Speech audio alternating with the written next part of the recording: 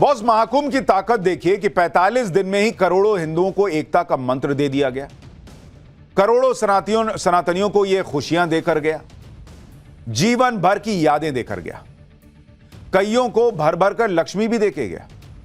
लेकिन कुछ लोग इन 45 दिनों में भी ऐसा जलते भूनते रहे जैसा तंदूर में रखा तंदूरी चिकन भी ना भूनता होगा।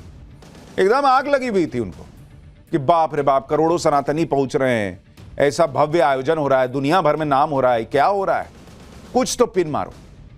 लेकिन आप देखिए कि एक तरफ मोदी योगी हैं जिन्होंने सनातन के इस महापर्व के खत्म होने पर वो किया जो हमारी परंपरा है, और दूसरी तरफ राहुल अखिलेश जो करना चाहते रहे वो इस पूरे महाकुंभ की दिव्य शक्ति कह लीजिए या कुछ और कह लीजिए, वो कर नहीं पाए, वो फेल हो गए।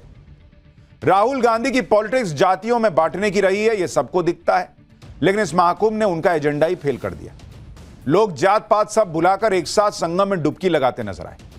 अखिलेश यादव तो 45 दिन पिन ही मारते रहे, लेकिन आस्था के आनंद में डूबे सनातनियों की भीड़ रत्ती भर भी कम नहीं हुई। अखिलेश का यह एजेंडा भी फेल हो गया कि योगी अलग थलग पड़ जाएं, क्योंकि आज पीएम मोदी ने सीएम योगी के लिए ऐसी बात कह दी जो अखिलेश यादव के कलेजे में तीर की तरह चुभेगी। क्या बोले हैं बताऊंगा आगे, लेकिन यह तो तय है कि राहुल अखिलेश फेल हो गए।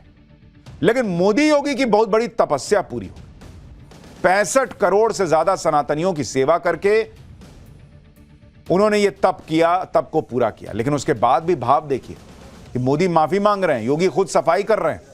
जैसा कि हमारे सनातनी परंपरा का हिस्सा है कि घर परिवार में कोई आयोजन होता है तो परिवार का मुखिया उस आयोजन के बाद आयोजन में शामिल होने वाले लोगों से आयोजन में आने के लिए धन्यवाद करता है कि अरे भैया बहुत अच्छा लगा आप आए, आप ना आते तो कार्यक्रम अधूरा था, कोई भूल चूक हो गई हो तो माफ कीजिएगा भैया, ऐसे ना बोलते हैं।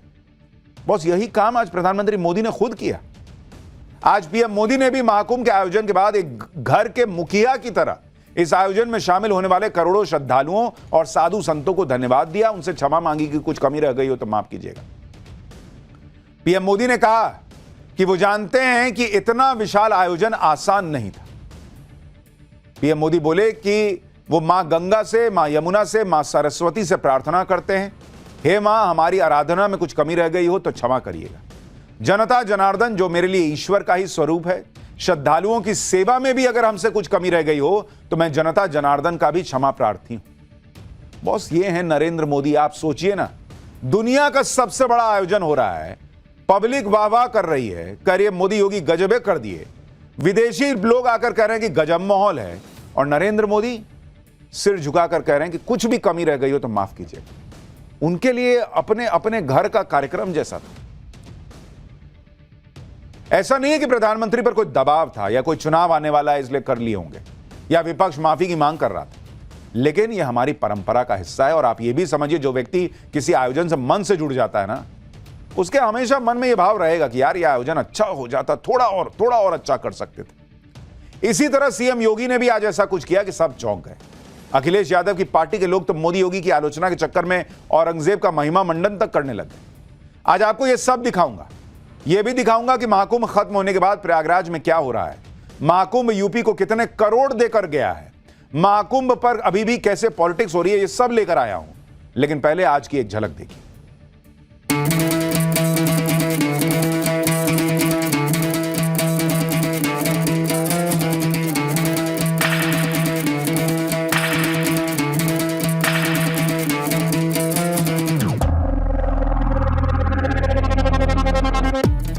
विशाल समागम दुनिया के अंदर कभी नहीं हुआ, कहीं नहीं हुआ। कुंभ जिस तरह से हुआ है, औरंगजेब के जमाने में भी कुंभ होता था, उतने अव्यवस्थाएं नहीं होंगी, उतने लोग नहीं मारे गए होंगे। सरकार की व्यवस्था मैं समझता हूं कि पूरी तरीके से ध्वस्त थी। सनातन का ध्वजा अब कभी झुकने वाली नहीं है। महाकुंभ खत्म हो गया, लेकिन कुछ लोगों का रोना खत्म नहीं हो रहा है, ये नहीं हुआ, वो नहीं हुआ। और जो लोग ये पूछ रहे थे कि महाकुंभ से क्या मिल जाएगा, क्या ही हो जाएगा, उन्हें आज प्रधानमंत्री नरेंद्र मोदी ने जवाब दिया। आज पीएम मोदी ने एक एक करके बताया कि महाकुंभ से देश को क्या क्या मिला। पीएम मोदी ने बताया कि महाकुंभ के मंथन से देश को एकता का अमृत मिला। बॉस, लोग भूल गए कि कौन जाति का मेरे बगल में खड़ा है, कौन धर्म का मेरे बगल में खड़ा है, सब जो है वो एक साथ उस पानी में नहा रहे हैं, हर हर गंगे चल रहा है। क्योंकि इस महाकुंभ में हर वर्ग, हर जाति, हर क्षेत्र के लोग एकजुट हो गए। महाकुंभ ने एक भारत श्रेष्ठ भारत का दर्शन कराया। महाकुंभ से आधुनिक युग के मैनेजमेंट प्रोफेशनल्स को अध्ययन का विषय मिला बॉस कि 65 करोड़ से ज्यादा लोगों को कैसे मैनेज किया गया। ये नहीं कि कमियां नहीं हुई, कहीं भगदड़ नहीं हुई, दिक्कत नहीं हुई, जाम नहीं लगा, सब हुआ, लेकिन 45 दिन 65 करोड़, उसमें मेजरली आपने जो है वो सब ठीक रखा, बांधे रखा। वो कैसे किया? ये मैनेजमेंट प्रोफेशनल्स के पढ़ने के लिए। पूरे विश्व में इस तरह के विराट आयोजन की कोई दूसरी तुलना नहीं है, ऐसा कोई दूसरा उदाहरण ही नहीं है कि इतने बड़े लेवल पे, स्केल पे कुछ हुआ। पीएम मोदी ने बताया कि महाकुंभ में बड़ी संख्या में युवा पीढ़ी का आना एक बड़ा संदेश है। यह दिखाता है कि हमारी युवा पीढ़ी हमारे संस्कार, हमारी संस्कृति को आगे लेकर जाएगी। पीएम मोदी ने यह भी कहा कि यह सिर्फ एक आयोजन नहीं है, बल्कि युग परिवर्तन की आहट है। कुछ लोगों को इस बात से बहुत दिक्कत थी कि यूथ क्यों आ रहा है, ये युवा कैसे आ रहा है यार, इसको तो रील में रहना चाहिए, इसको तो हवा में घूमना चाहिए, ये धर्म की बात, सनातन की बात कैसे कर रहा है।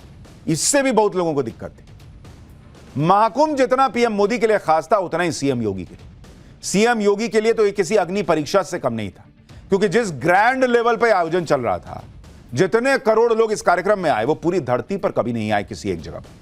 और इसलिए जब महाकुंभ खत्म हुआ तो सीएम योगी ने भी गजब गजब के काम किए।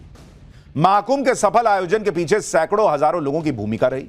ये वो लोग हैं जो पर्दे के पीछे रहकर खामोशी के साथ काम कर रहे थे, जिनके बारे में हमने कल आपको पाठशाला में बताया था। अब महाकुंभ के समापन के बाद इन सभी के योगदान का सम्मान किया जा रहा है। प्रधानमंत्री मोदी और सीएम योगी ने महाकुंभ से जुड़े सभी लोगों का आभार व्यक्त किया। मुख्यमंत्री योगी आदित्यनाथ महाकुंभ के समापन के बाद आज प्रयागराज गए खुद। सीएम योगी के आज प्रयागराज आने का एजेंडा एकदम क्लियर था कि भाई घर परिवार में शादी या कोई बड़ा आयोजन होता है तो उसके बाद सभी का धन्यवाद करना है। ठीक उसी तरह से सीएम योगी ने आज महाकुंभ के सफल आयोजन के लिए लोगों का धन्यवाद किया। सीएम योगी ने सबसे पहले मां गंगा की पूजा की, मां गंगा के प्रति आभार व्यक्त किया। 45 दिन तक मां गंगा के किनारे पर एक अलग दुनिया बसी रही। करोड़ों लोगों ने मां गंगा में पवित्र स्नान किया। एक तरह से सीएम योगी ने करोड़ों सनातनियों की तरफ से मां गंगा को धन्यवाद दिया। मां गंगा की पूजा के बाद मुख्यमंत्री योगी आदित्यनाथ गंगा में आरती करते दिखे। यूपी के दोनों डिप्टी सीएम साथ में थे। पूरे विधि विधान से सीएम योगी ने मां गंगा की आरती की और उनका आशीर्वाद लिया। सीएम योगी ने कहा कि दुनिया में इस तरह का आयोजन कभी नहीं हुआ बॉस। इसके बाद सीएम योगी ने महाकुंभ मेला क्षेत्र में गंगा के घाट पर सफाई की। सीएम योगी ने प्रयागराज के अरैल घाट पर खुद सफाई कर्मचारियों के साथ झाड़ू लगाया। भाई तस्वीर देखिए, सीएम योगी मुख्यमंत्री सफाई कर्मचारियों के साथ मिलकर वहां अरैल घाट पर सफाई कर रहे हैं, मैसेज दे रहे हैं कि भाई ऐसा नहीं है कि कोई छोटा काम है, तुमने किया, बहुत बड़ा काम किया बॉस, देखो मुख्यमंत्री तुम्हारे साथ खड़ा है, ये मैसेज दिया। राहुल गांधी क्या बोलते हैं, मोदी योगी तो किसी को बुलाते नहीं, नरेंद्र मोदी के कार्यक्रम में कोई गरीब नहीं आता। अरे भाई हर बार गरीब आता है और गरीब का ऐसा सम्मान होता है। सीएम योगी ने कहा कि सफाई का यह अभियान जारी रहना चाहिए, क्योंकि महाकुंभ में स्वच्छता और सफाई की तारीफ सभी ने की, तो इसको बरकरार रखना भी हमारी जिम्मेदारी है। इतना ही नहीं, योगी आदित्यनाथ ने गंगा नदी में पड़ी गंदगी को भी साफ किया। ये देखिए, करोड़ों लोगों के स्नान के बाद गंगा किनारे जो कपड़े वगैरह पड़े थे, उनको खुद मुख्यमंत्री ने उठाया। आप देखिए ना भाई, ऐसा नहीं है कि खाली झाड़ू मारे ऊपर ऊपर निकल लिए फोटो खिंचाने के लिए। खुद गंगा में उतरे, वहां लोगों के कपड़े थे जो लोग, कई लोग छोड़ के चले गए, उसको उठा के खुद गंगा को साफ किए, मां गंगा को साफ की। अब सीएम कर रहे हैं तो दूसरा नहीं करेगा। पूरा क्लियर मैसेज चला गया कि बहुत एकदम चकाचक रखना है। यह नहीं कि कार्यक्रम खत्म हुआ तो गंदगी में छोड़ दिए। इसके बाद सीएम योगी ने सफाई कर्मियों का सम्मान किया। महाकुंभ में सफाई कर्मचारियों के योगदान को कम करके नहीं आंका जा सकता। जिस आयोजन में करोड़ों लोग रोज आ रहे थे, सोचिए वहां पर सफाई व्यवस्था बनाए रखना भयंकर चुनौती थी, लेकिन सफाई कर्मचारियों ने इस चुनौती का सामना बहुत अच्छे से किया। सीएम योगी ने इन सफाई कर्मचारियों को एक एक किट देकर सम्मानित किया। आप देखिए भाई, वो सफाई कर्मचारी भी बम बम है कि सीएम सम्मानित कर रहे हैं। उसको भी लगा कि मैंने कुछ किया है, सेवा भाव से किया है, मेरे काम की इज्जत है। सीएम योगी ने सफाई कर्मचारियों और स्वास्थ्य कर्मचारियों के साथ भोजन भी किया। ये देखिए, साथ में सफाई कर्मचारी के बैठ के खाना खा रहे हैं।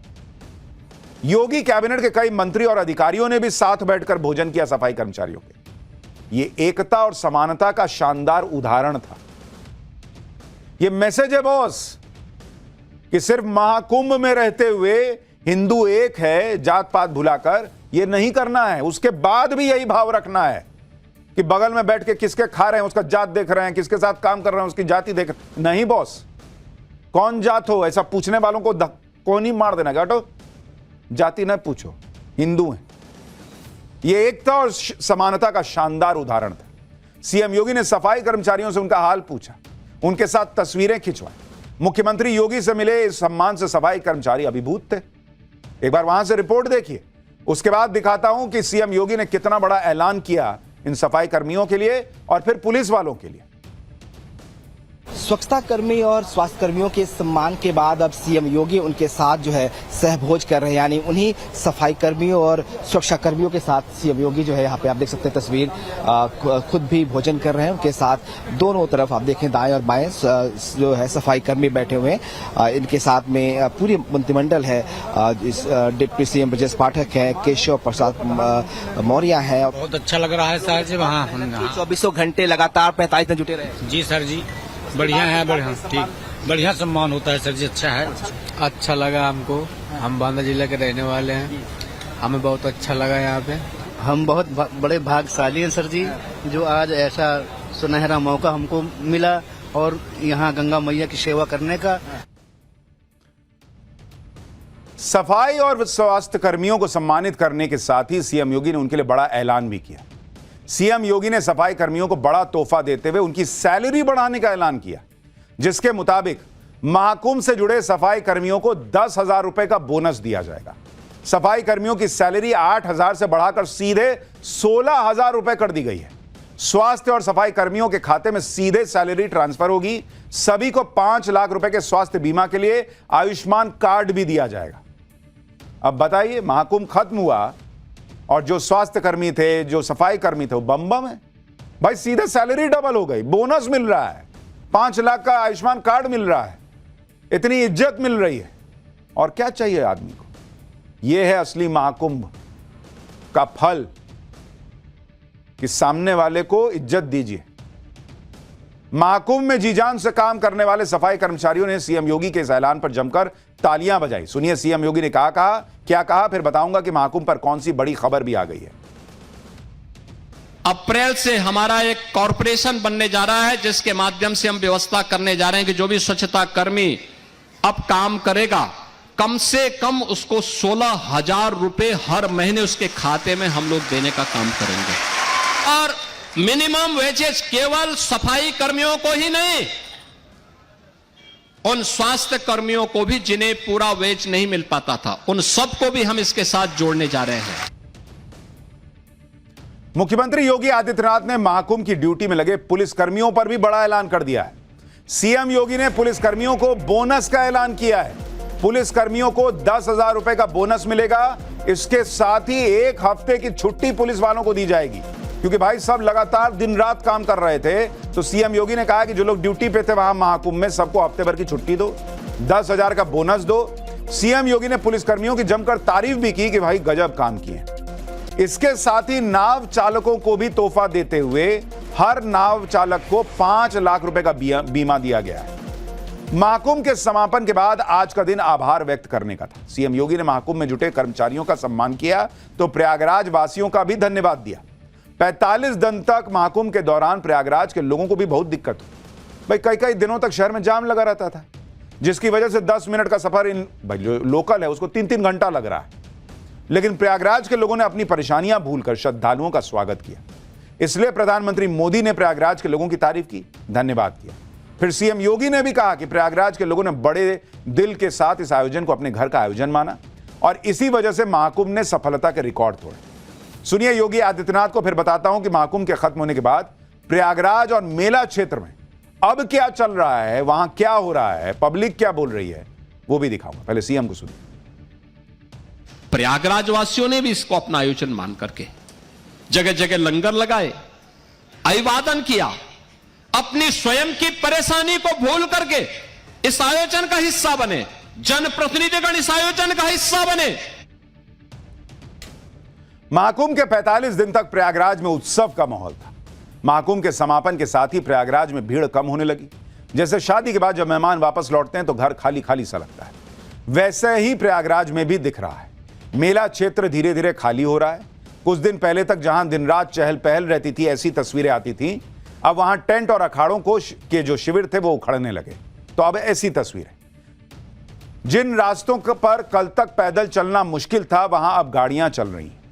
और यह बहुत ही भावुक एहसास करा देने वाला एहसास। अचानक सब कुछ खाली खाली लगने लगा है। जरा देखिए प्रयागराज में कुंभ के उस क्षेत्र में कैसे जैसे घर से मेहमान चले जाते हैं वैसी स्थिति बनती है, वैसे हालात हैं। उसके बाद आगे की बात।